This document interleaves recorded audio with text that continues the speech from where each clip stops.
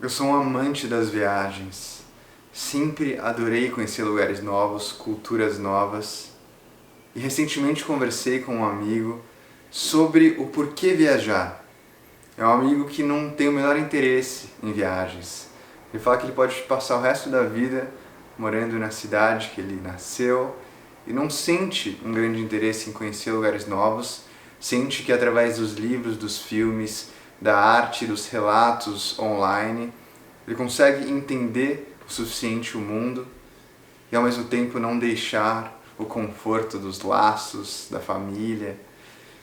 E comecei a pensar sobre isso, por que viajar? É tão óbvio para mim internamente, mas eu nunca parei para elaborar isso, nunca parei para colocar em palavras a importância que isso tem para mim como ser humano, como artista, como músico. Acho que a primeira coisa é a compreensão de que a sua visão de mundo é só uma perspectiva insignificante dentro de tudo que existe nesse planeta. É uma perspectiva, uma forma de ver as coisas dentre 7 bilhões. E a razão pela qual você acredita nessas coisas é completamente determinada pelo contexto que você nasceu.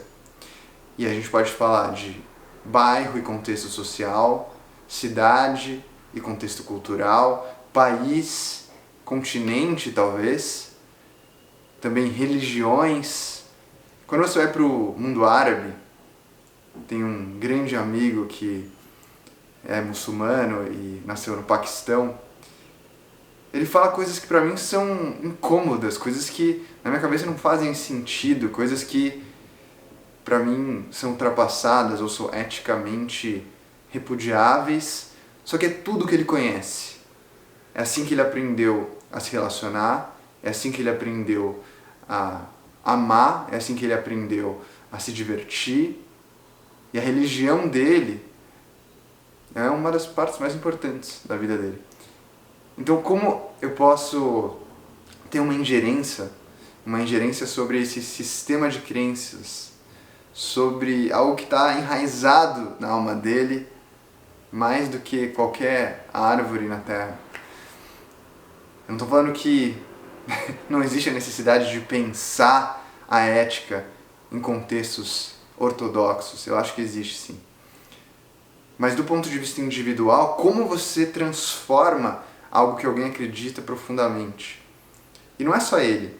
São milhões de pessoas no mundo árabe que vão acreditar na mesma coisa por conta de um sistema de crenças e valores que foi estabelecido dessa maneira. Não existe uma ética soberana, predominante e universal. A ética vai se transformando ao longo dos anos. E aquilo que era ético há 500 anos atrás, hoje em dia pode não ser mais. E coisas que a gente aceitava facilmente há 100 anos atrás, hoje em dia já são completamente absurdas. Tem um caso que eu vi numa aula de Sociologia da Música sobre o Gilberto Gil dando um show na USP, na ditadura militar. Tem esse áudio na internet. E nesse show ele faz uma piada extremamente machista. Extremamente machista. Uma piada que brinca com a violência explícita contra a mulher.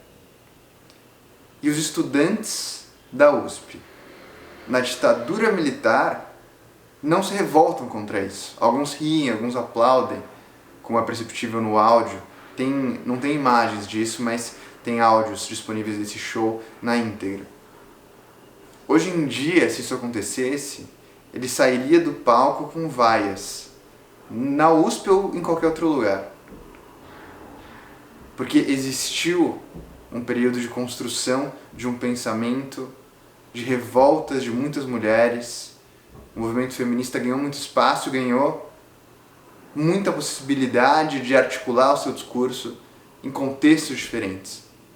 Ainda existe muito a ser feito, muito a ser pensado e mudado. Mas isso, no contexto artístico, no contexto estudantil, hoje em dia é completamente impensável. O mundo vai mudando. E coisas que daqui a 100 anos a gente vai achar absurdas, hoje em dia a gente provavelmente acha normal. Pelo menos eu gosto de enxergar uma cronologia da ética. Olhando 500 anos atrás, quando a escravidão era algo tolerável e aceito pela sociedade, e hoje em dia é algo impensável. E se a gente volta 100, 80, 50 anos e olha para as questões de gênero, olha para as questões raciais, para o machismo, aquilo que era aceito e hoje em dia já não é mais, em determinados contextos, claro. No contexto artístico, no contexto intelectual, no contexto estudantil, mas também isso se propaga para além dessa estrutura que muitas vezes é chamada de bolha. Tem coisas que acontecem hoje que jamais aconteceriam 50 anos atrás, possibilidades de revolta, possibilidades de ir num ônibus quando existe um assédio, as pessoas começarem a gritar, as mulheres se indignarem, essa pessoa que cometeu o assédio sair do ônibus com agressões completamente justificáveis. E eu gosto de enxergar de uma maneira otimista o caminho ético da humanidade. 40% da população alemã, aproximadamente, é vegetariana. Se a gente olha para 30 anos atrás, era impensável que isso fosse acontecer. Existe uma transformação da ética.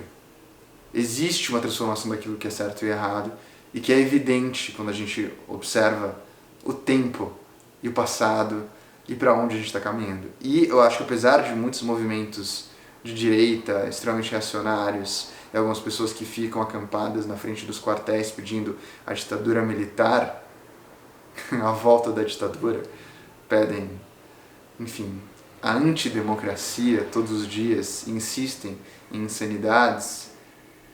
Eu acho que apesar dessas pessoas, existe um movimento ético que sim tem sido uma evolução. Eu acho que na África do Sul, que eu visitei recentemente, esse processo é muito recente. Esse processo de fim de uma política racial legalizada.